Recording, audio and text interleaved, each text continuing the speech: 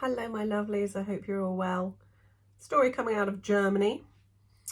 I don't know if you've seen this or not, but there was a police officer who was unfortunately killed by being stabbed at a political rally by an Afghan. Germans have demanded that their government restricts migration to prevent further attacks after an Afghan knifeman killed a police officer and stabbed 5 others at a political rally. So this loser launched a frenzied attack in Mannheim city centre on Friday, stabbing well-known Islam critic Michael Strausenberger, police officer Reuven L., and several bystanders in a horrific incident was live-streamed on YouTube. Residents in the city are outraged over the attack, with many demanding stricter rules on immigration. There is a sort of change. There's a change in the air at the moment throughout Europe and America and the UK and Ireland. People are demanding a lower immigration because we have seen the face of our countries, towns, cities changing, and not for the better. And this isn't about being racist or xenophobic or any of the above. This is about different cultures not meshing well together, and uncontrolled immigration is never a good thing for a country.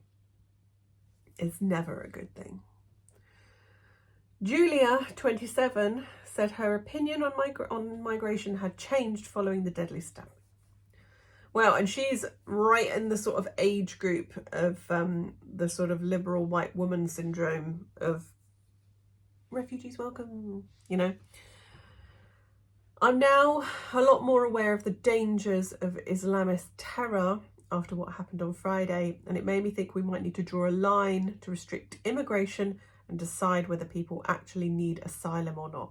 Because this is the other thing. I don't know what the situation is in Germany when it comes to mental health facilities, because whenever it's an asylum seeker or an immigrant that does one of these attacks or anything like it, or any crime really,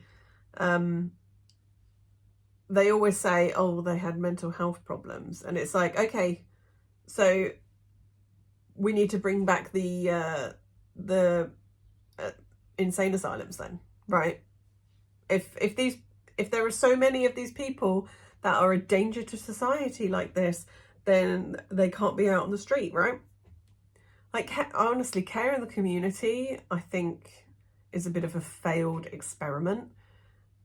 I heard a statistic that most of the calls to the ambulance service is made from the same very small group of people in the UK, that is.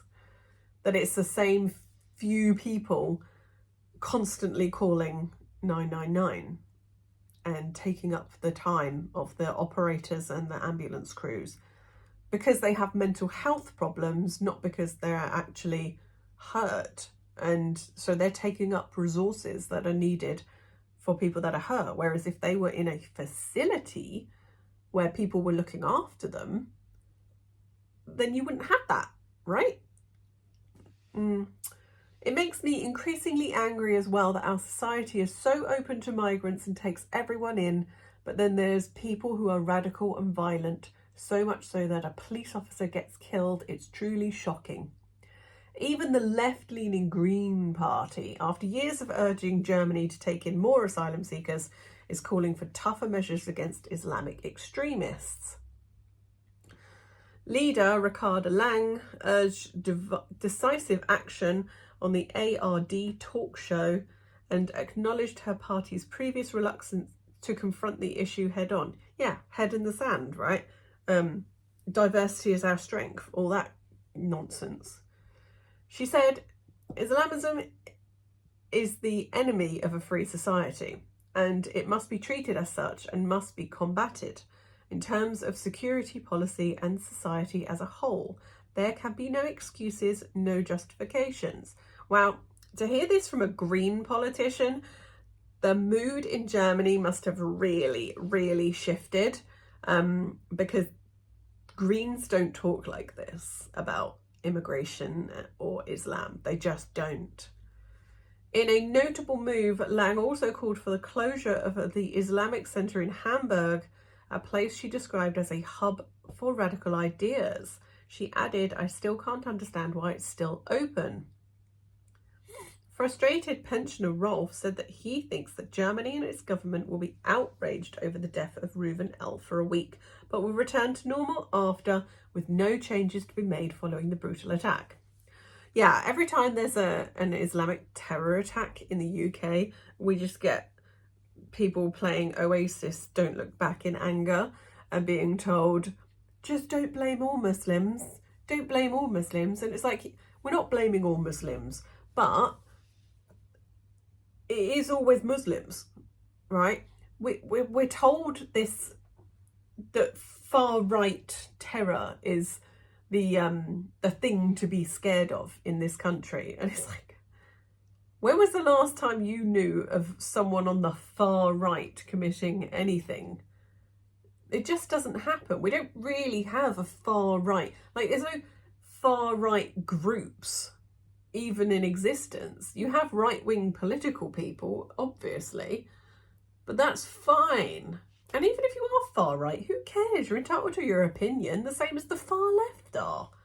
The far left would just get rid of borders, wouldn't they? The far right would put borders up. It's intolerable, he said. Just last year, the country saw an influx of 680,000 and 710,000 people, which brought the overall population in Germany to a new record of 84.7. Yeah, we've just got our numbers have just come out, and it's not good. It's not good. It's a similar amount to that, actually. It's in the 600,000s of people, and no, we just can't do it. We're a tiny little island. We can't do it. We can't take in the whole world. That just cannot work, Rolf told Mail Online. Yeah. What we hear over here is the NHS would collapse if we didn't have immigrants. And it's like, yes, there are immigrants that work within the NHS, but there are also immigrants using the NHS. So, yeah, it's like a round we go. The 70-year-old said he'd noticed German public services taking a hit and attributed this to mass migration. "I went to hospital to get help with a hernia, but I only got an appointment 3 months later." NHS waiting lists are ridiculous at the moment. They are ridiculous. There's just too many people that come here. It just cannot work, and we need to do something about it. Yeah, and I also saw there is a very, very large number of Muslims in my country that don't work. So they have come here and they don't work. So they're just, living in a house that is being paid for by the taxpayers, being given money from the taxpayers. And it's like, what are you actually contributing to society besides just pumping out kids to go into the state school system? Before his retirement, Rolf was a lorry driver, which earned him a small pension, but he said it doesn't reach very far, since most of it's being spent on taxes. Yeah. And then someone new comes here and they get more money than me after working all my life. And I can't even say anything about it without being branded right-wing. Yeah. In 10 years, Islam will have taken over Germany. I'm old, so I don't care anymore. If I was younger, maybe, but now I don't give a. Homeless woman Petra, 57, told Mail Online, "Migrants have a right to be here, but I don't think it's right that some, not all, get more than the Germans that are here. There are Germans on the streets like us. I think everyone should be treated equally." She used to be £680 in debt, which spiralled into losing her flat and insurance. Petra is now homeless and struggling to even afford medication like paracetamol in the pharmacy. You used to be able to get medications written up on your insurance, but now that's not even the case. Everything's gotten really expensive. Yeah, it has over here too. It has over here. You start asking yourself whether open borders are worth this. It's not. It's not worth it. The country can't do it anymore. People have health issues and can't pay to treat them. It's about time the government does more for its people, for everyone. Yeah, if your country is in excellent financial health and everything like that, then you can look at maybe foreign aid to help poorer countries. But after they locked us all in our homes for years and just printed money, none of our countries are particularly fiscally healthy. So we can't just keep taking in hundreds of thousands of new people every year. My immigration has to be completely slashed, completely. Foreign aid, completely cut until our own house is in order. You don't give to charity when you can't afford to eat, right? That's just common sense. So, yeah. This horrendous person, I won't show you the video because you don't need to see that. But so there was a protest and a counter protest on Friday, and this Afghan man, who I believe was an asylum seeker, stabbed the police officer in the neck whilst the police officer was arresting someone from the protest who would have been the political opposite to the Afghan. So, yeah. And it's not about migrants integrating, because we all know that some migrants will integrate, but the sheer number of migrants that we get now and asylum seekers, not to mention the ones coming across the channel in their little dinghies and just being given everything. Those sorts of numbers of people, they can't integrate.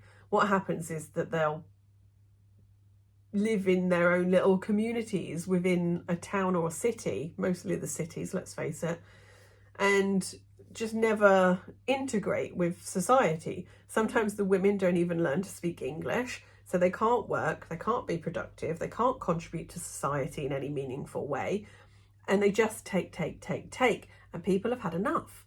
And people are starting to fight back. Even the blooming Greens are saying we need to stop immigration. I can't tell you how many times people have voted in this country. Every time we get a general election, the vote is less immigration, and all we get is more. And people have had enough. But anyway, I'm going to step off my soapbox. But thank you for joining me. I'll see you very soon.